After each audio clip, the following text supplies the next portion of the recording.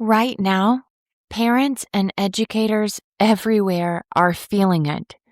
There's emails, there's events, performances, field days, deadlines. And you know what we say? Welcome to May-cember. It's definitely the busiest time of the year. More busy than back to school. It is. Because at back to school time, parents are going, yay, so excited to get back into routine. Here's my wonderful children. But it's also the most important transition that we do not talk about right now in May as we prepare for summer. May-cember is real. And in this podcast, I want to share with you how to survive the end of the school year, plus plan a summer your children will love. Camps, creativity, community, care. I believe these are the 4 things every parent needs for summer, and your children too.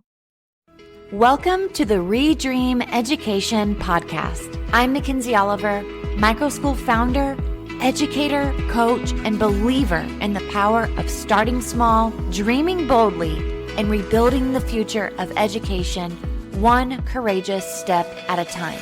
If you're here, it's because something in your life, your classroom, your family, your child, your community, or your calling is asking for a new dream, a wiser dream, a redream. This podcast is where we challenge the old models, rethink what learning can be, and build innovative pathways for children, families, and communities. Each week, you'll gain the systems, strategies, stories, and soul work you need to design personalized learning, understand how education is changing for the better, start or scale a microschool, lead with confidence, make a change for your family, and create an education model that actually works for today's world. Because you aren't just dreaming of something different, you are building it. This is a space where we re-envision what school can be, reimagine how children learn, and rebuild the systems that were never designed to meet the needs of our future and current generation. This is a podcast to redream education as we share insights, strategies, stories, and tools to teach our children better, transform learning at home, support innovative education models, and invest financially or personally in the future of students everywhere.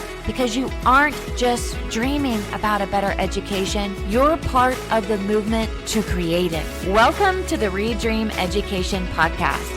This is where the future begins. Here it is, April 30th. We're not even in May yet. This is when I'm recording this podcast episode. It's Thursday night at 9 o'clock. I just got home from school, and it was a wonderful, productive day.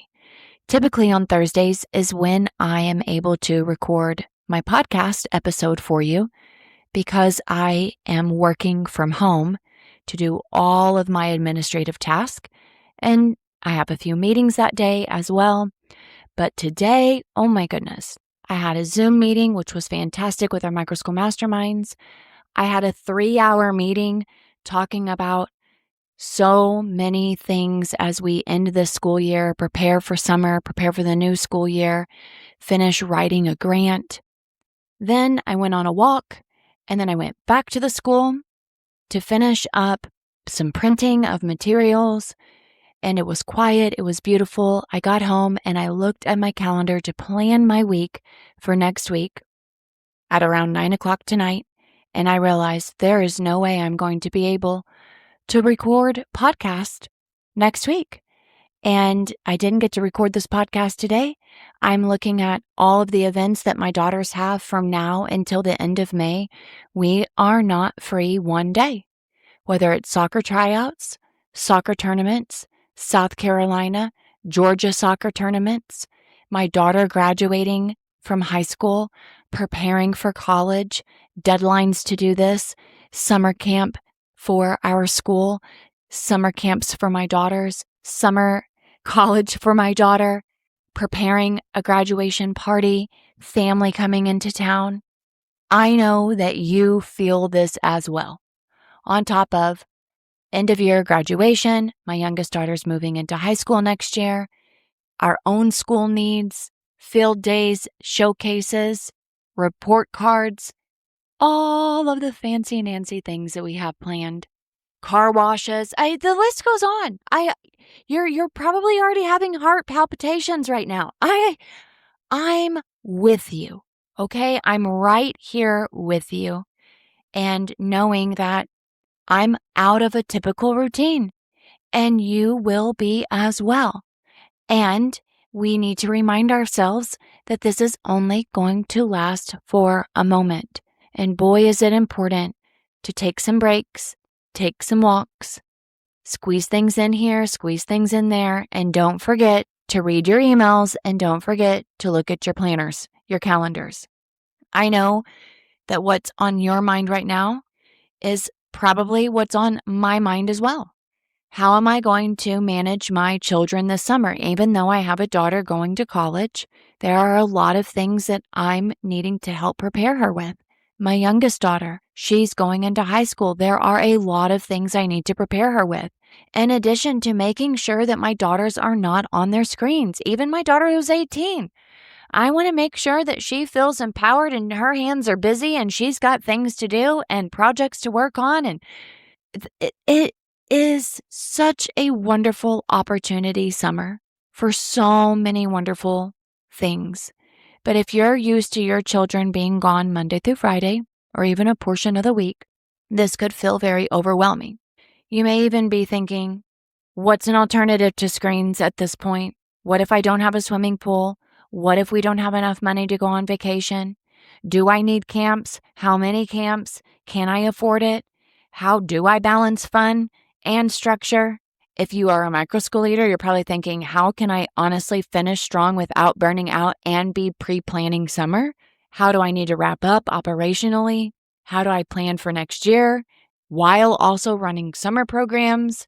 How do I also help maintain our enrollment and help to love on new families that are coming in and love on the families that are staying with us?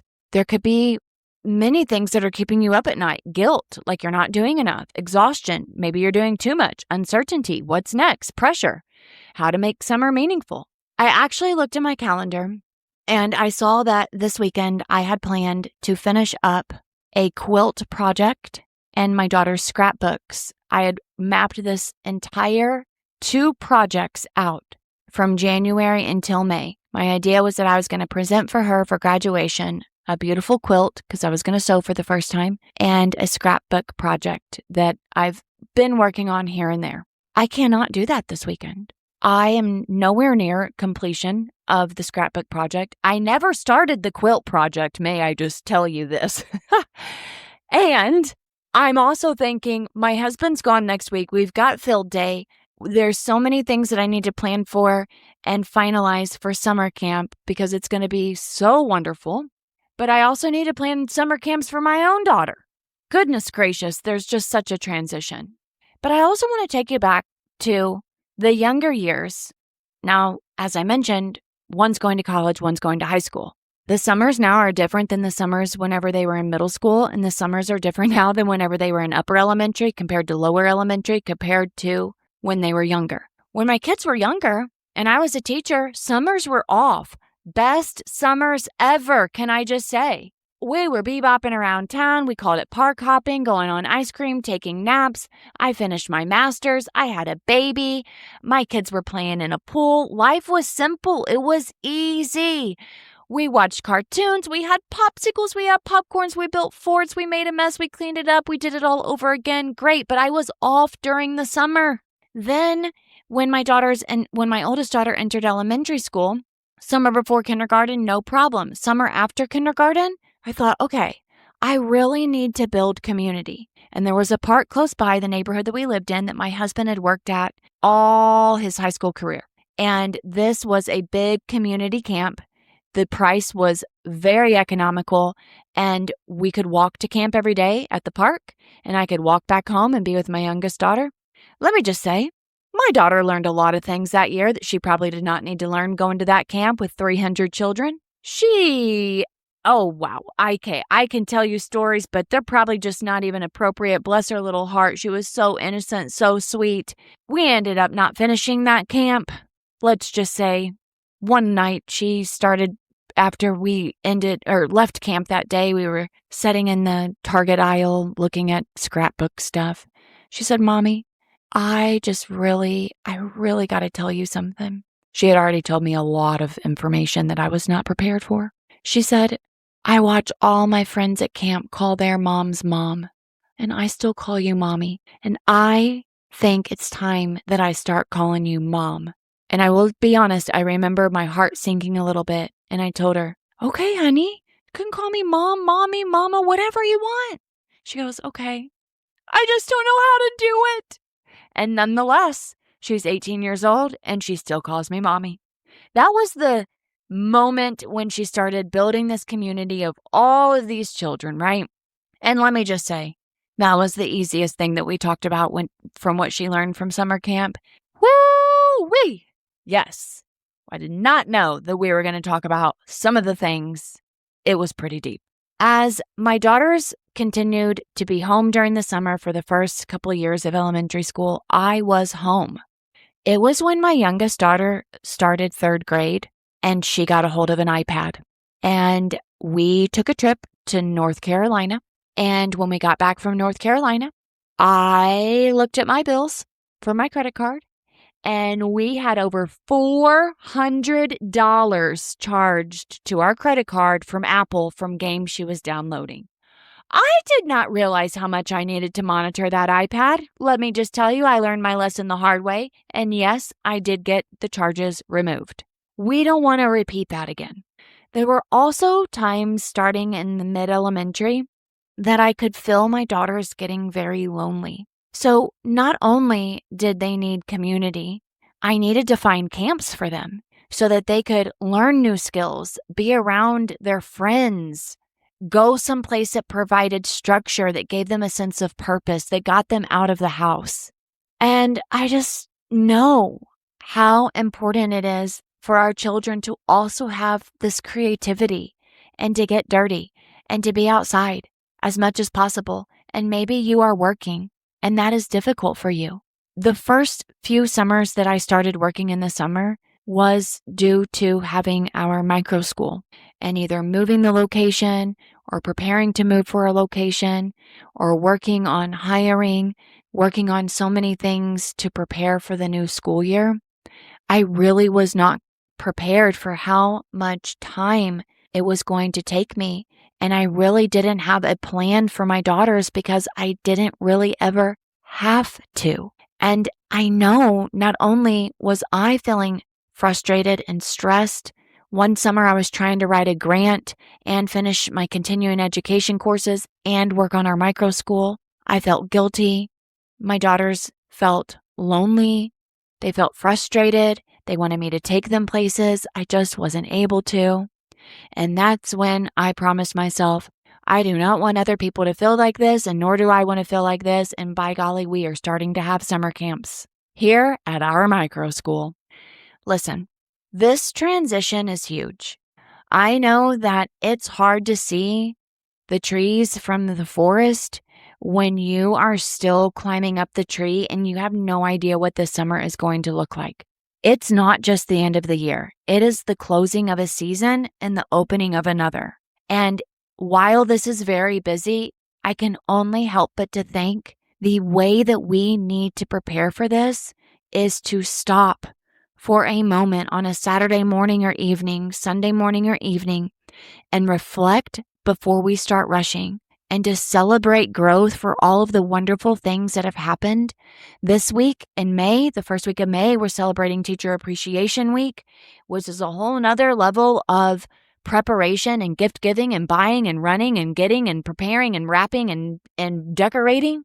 And also just letting go of things that mattered a couple of weeks ago that aren't going to matter right now. They're just not. They're just not. Especially if you are really feeling overloaded. When you're starting to feel a lack of structure, when you're missing community, when the boredom is no longer creative, it just feels empty. And I realized something really important. Summer is not just about time off, it is about intentional time.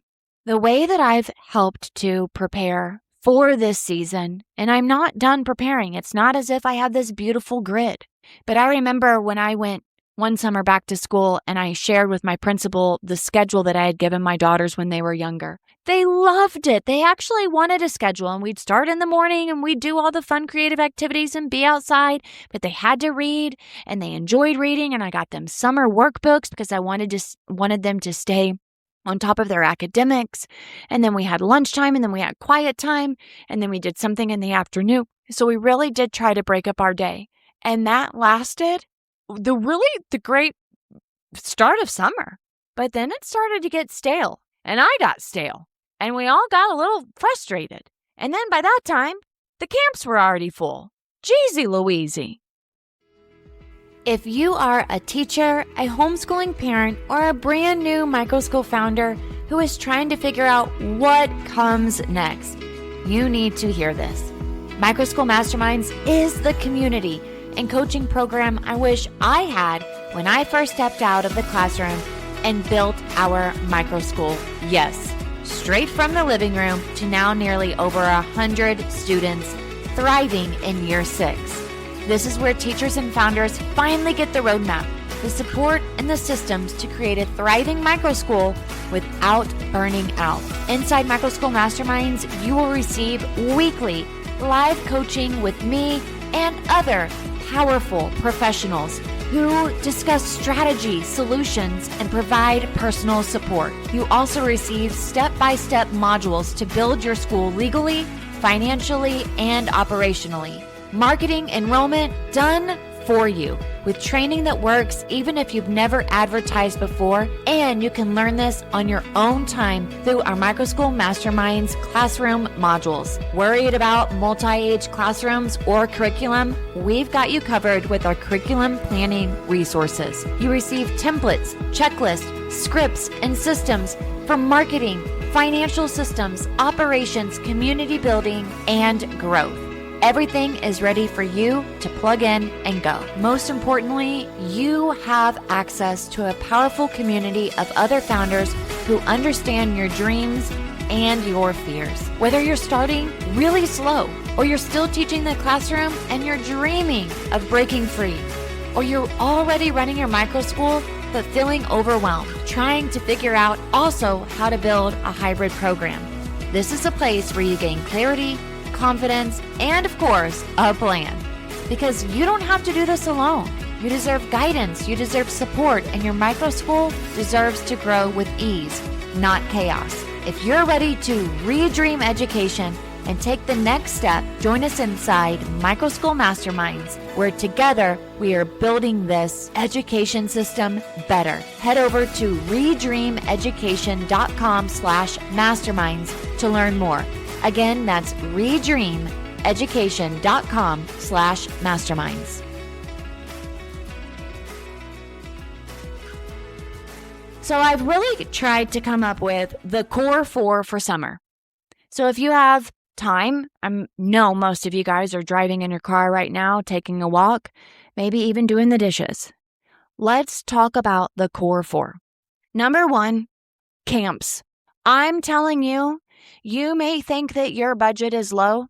I know for a fact there have been summer after summer after summer where I'm looking going, these camps are expensive. And I'm not going to be able to afford this, and we're going to have to pick and choose. And I'm going to try to find as many free camps as I can and vacation Bible schools as I can and the cheapest that I can. And let me tell you, either they were full or I paid for the fact that they were not very expensive because I got exactly what I paid for.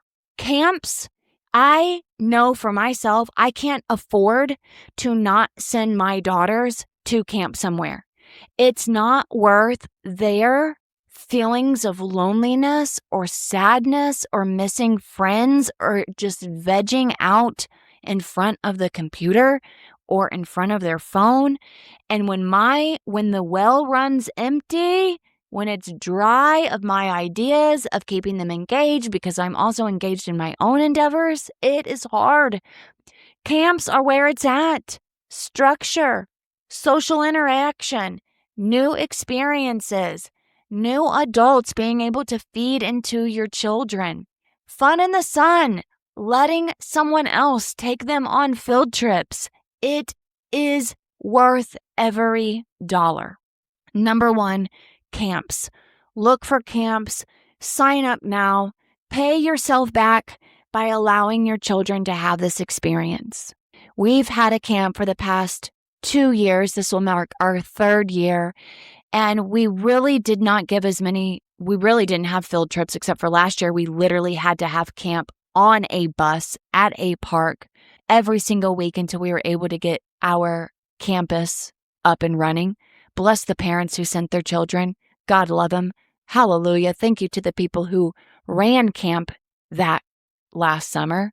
Absolutely precious.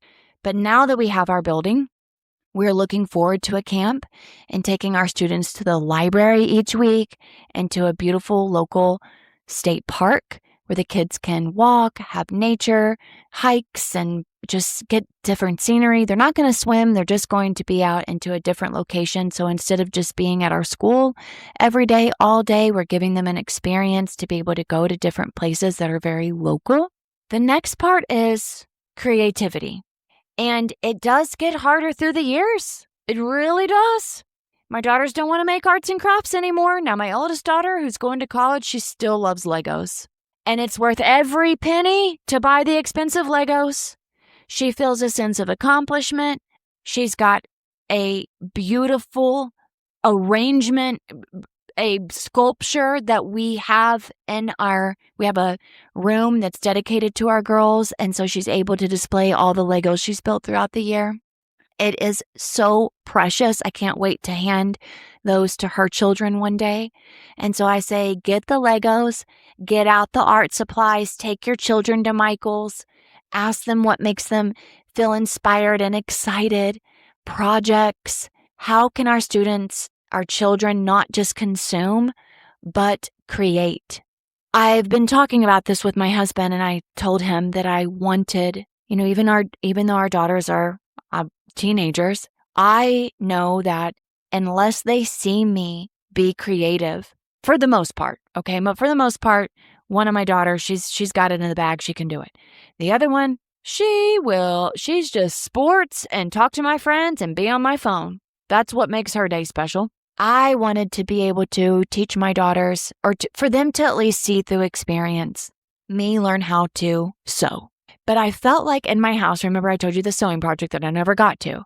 I felt like in my house, I didn't have a place to keep my sewing machine and all the quilt items that I needed out in a place that wasn't in the forefront of our home, and it wasn't in my office and impeding on my focus time. So my husband, I told him I really want a place that's upstairs where our girls' bedrooms are, where they feel like they can walk out of their bedrooms and they can see their mom learning how to sew.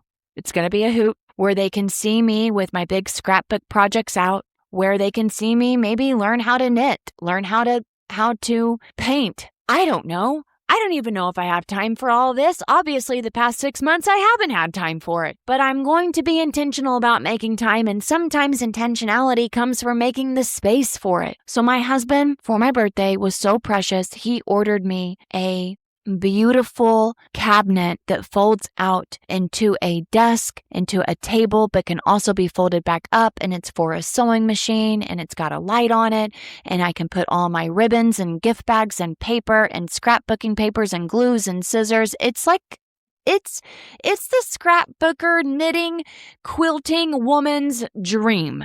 And I'm not even that person right now, but I'm just walking into it, okay?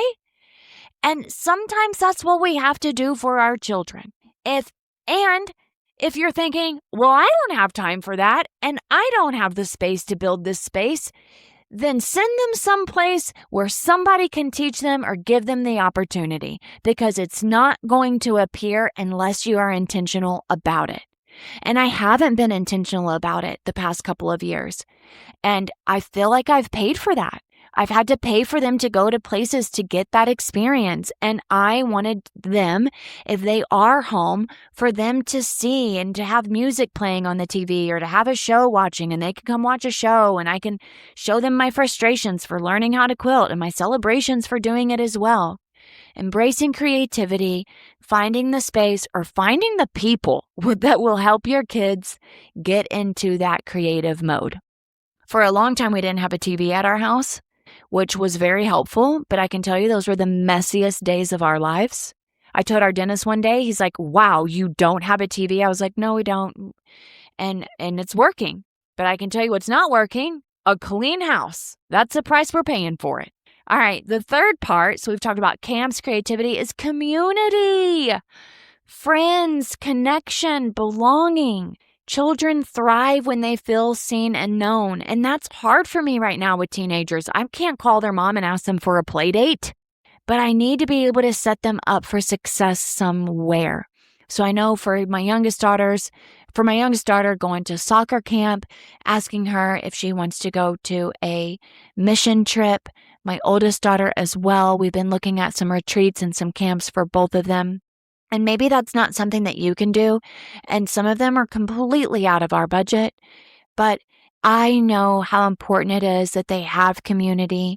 And I'm trying my best to even schedule time in the day, at least once, twice a week, to be able to just say, I'm here.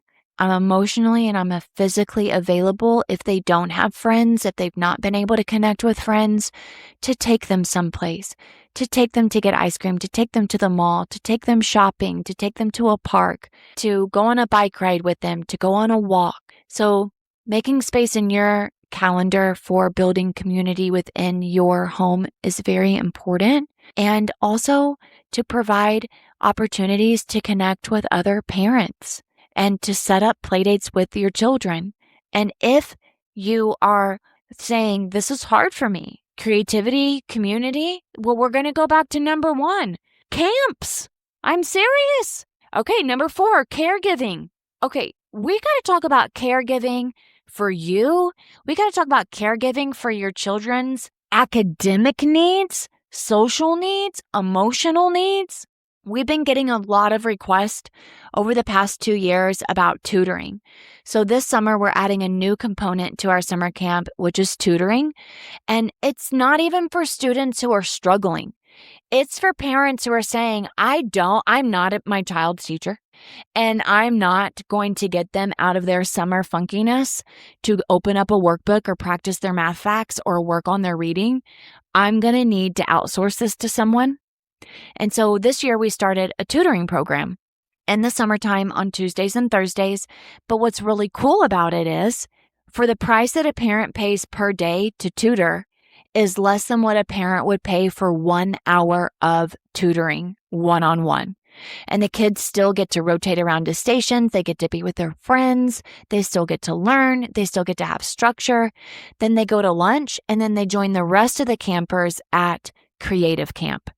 So this summer we have what's called Creative Camp, Monday through Friday. So we're talking about creativity, building community, going on field trips, getting messy, having challenges, having fun, having competition, caregiving for families who can't do it themselves. But then we're also giving our students the structure and the tutoring opportunities that they may need to keep them abreast with their academics, one reading day, one math day, and then at noon, they go have lunch and they join the rest of the campers because this helps families to not feel like they just drive their children somewhere for an hour or two and have to come back and pick them up. Families are busy. They got to work.